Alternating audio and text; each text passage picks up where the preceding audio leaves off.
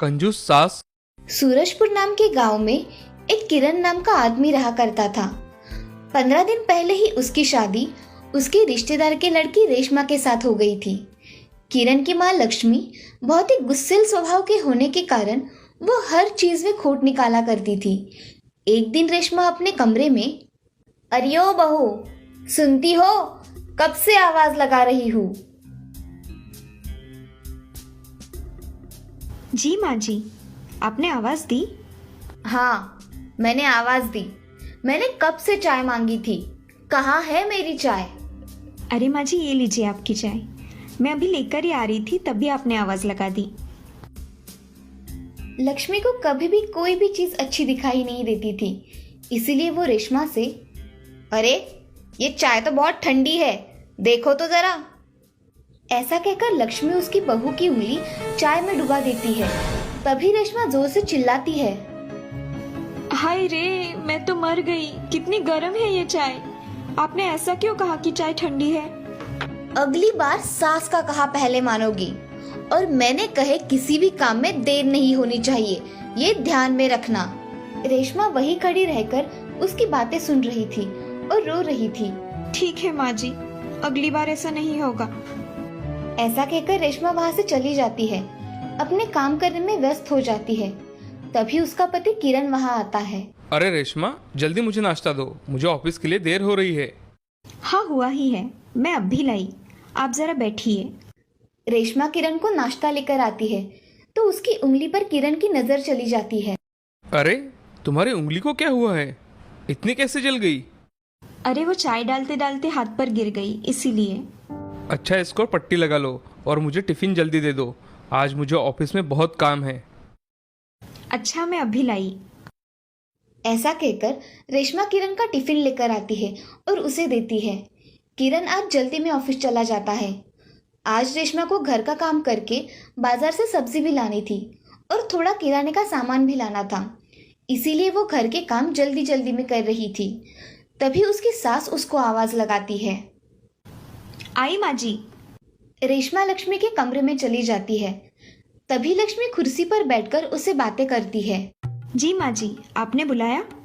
हाँ, मेरी ये दवाइयाँ खत्म हो गई है, तो क्या तुम बाजार से लेकर आओगी?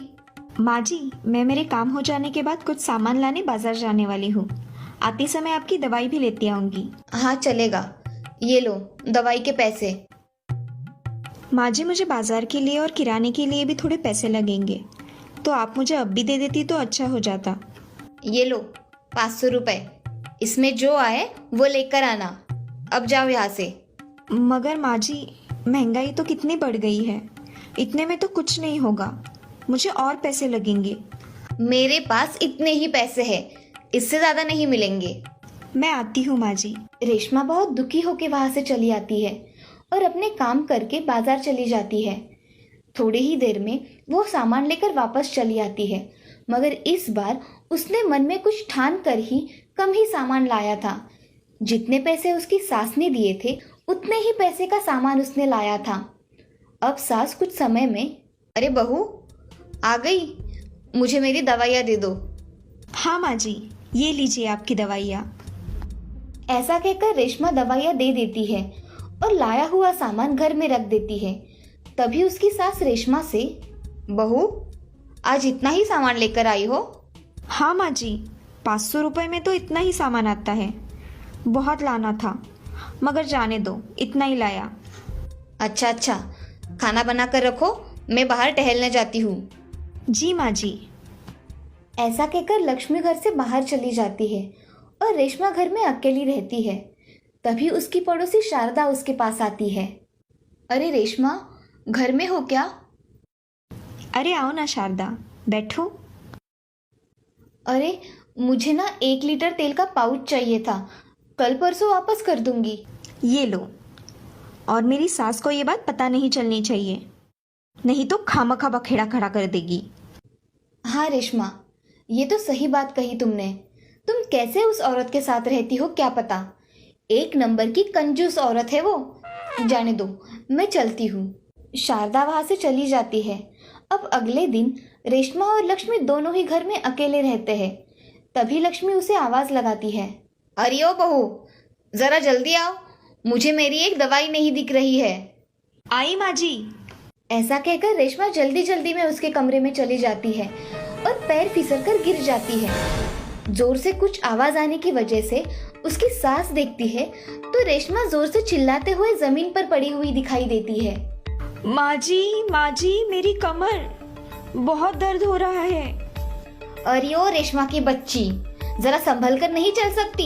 भागते हुए आई हो लगता है। माँ जी मेरी कमर में बहुत दर्द हो रहा है, मुझे उठाइए ना। आजा, उठ जा, कुछ नहीं हुआ है। माँ जी मुझे खड़ा रहते नहीं आ रहा है, आप डॉक्टर को बुलाइए ना।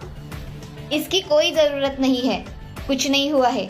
चलो उठो और बेड पर सो जाओ, उठो। ऐसा कहकर लक्ष्मी उसे आधार देकर बेड पर सुला देती है। ये लगा लो, आराम पड़ जाएगा तुम्हें। लक्ष्मी वहां से चली जाती है और तभी थोड़े ही देर में उसका बेटा घर आ जाता है। अरे रेशमा, कहाँ हो रेशमा? अरे वो आज कमरे में गिर गई तो आराम कर रही है। ऐसे कैसे गिर गई और मुझे पता भी नहीं? मुझे एक फोन तो कर दिया होता माँ। अरे इतना कुछ नहीं लगा है, तुम परेशान मत हो। किरण जल्दी जल्दी में कमरे में चला जाता है। तभी वहाँ रेशमा बेड पर सोई हुई होती है। रेशमा, ज्यादा लगा है क्या तुम्हें? ये सुन रेशमा के आंखों में आंसू आ जाते हैं। अरे तुम रो क्यों रही हो, बताओ तो सही। अजी मुझे उठने भी नहीं हो रहा है। मैंने माँ जी से कहा कि डॉक्टर को बुलाए तो माँ जी ने मुझे बाम दे दी। मुझे बहुत दर्द हो रहा है। मैं अभी डॉक्टर के पास लेके चलता हूँ तुम्हें, चलो। किरण रेशमा को लेकर डॉक्टर के पास चला जाता है और वहाँ उसे डॉक्टर को दिखाकर उसकी दवाइयाँ लेकर घर चला आता है। तभी किरण अपनी माँ से, माँ, तुम्हें पता है आज रेशमा की कमर में मोच आ गई और अब डॉक्टर ने 8 दिन आराम करने के लिए बताया है। इसकी कोई जरूरत नहीं थी बेटा। माँ, हमेशा हर चीज़ में कंजूसी अच्छी नहीं होती। उसकी जान को भी खतरा था। वह अस्पताल में जाते जाते ही बेहोश हो गई थी। हमेशा पैसों को ही अहमियत नहीं देते माँ, इंसानों की भी कदर किया करो। मुझे सब पता है इस घर में क्या होता है और क्या नहीं, मगर ये रेशमा कुछ बोलती नहीं, इसलिए तुम इसका फायदा उठाती हो, है ना? नहीं बेटे, ऐसा कुछ नहीं है। माँ झूठ तो मत बोलो, मुझे सब पता है। मुझसे बहुत बड़ी गलती हो गई, मुझे माफ कर दो किरण, मुझे माफ कर दो बहू। नहीं माँ जी, आप माफी मत मांगिए। जो हुआ सो हुआ, अब हम आगे खुशी खुशी रहेंगे। हाँ मेरी बहू। ऐसा कहकर रेशमा और सास गले लग जाते हैं और गले लगकर रोने लगते हैं।